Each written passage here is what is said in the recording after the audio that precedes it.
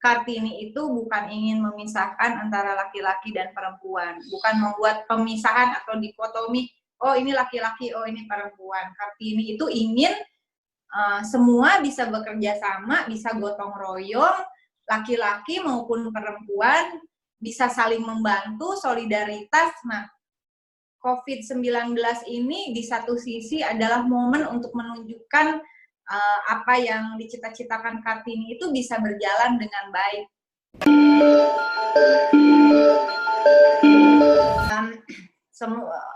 Kalau kita lihat sebenarnya Kartini itu bukan ingin memisahkan antara laki-laki dan perempuan, bukan membuat pemisahan atau dikotomi, oh ini laki-laki, oh ini perempuan. Kartini itu ingin semua bisa bekerja sama, bisa gotong royong, laki-laki maupun perempuan bisa saling membantu, solidaritas. Nah, COVID-19 ini di satu sisi adalah momen untuk menunjukkan apa yang dicita-citakan Kartini itu bisa berjalan dengan baik. Bayangkan kalau perempuan hanya boleh di rumah, sementara mayoritas tenaga kesehatan, khususnya perawat dan bidan adalah perempuan. Ayo, mau gimana lo laki, oi? Iya kan?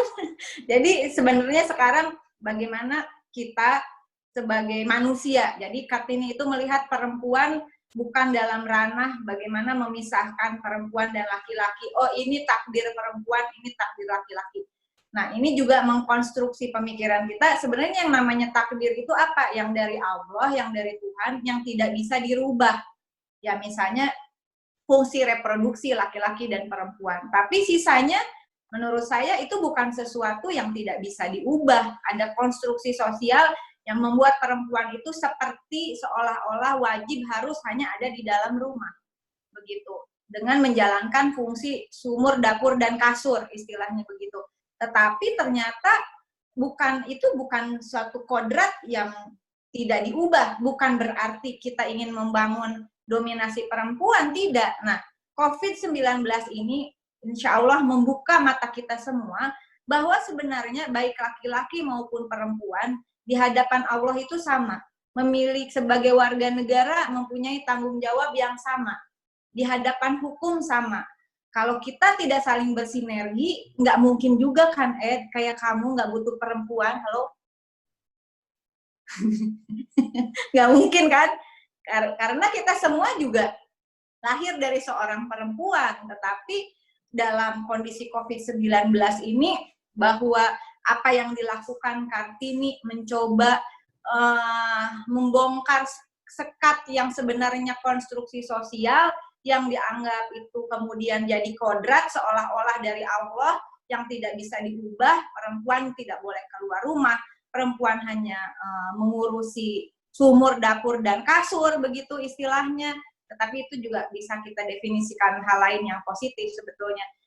Nah, di COVID-19 ini menurut saya inilah momen untuk memperlihatkan bagaimana gagasan Kartini itu benar-benar relevan dan sesuatu yang membuat kita kaum perempuan juga menyadari bahwa kita tidak hanya berfungsi atau berperan hanya untuk menyelamatkan diri dan keluarga kita.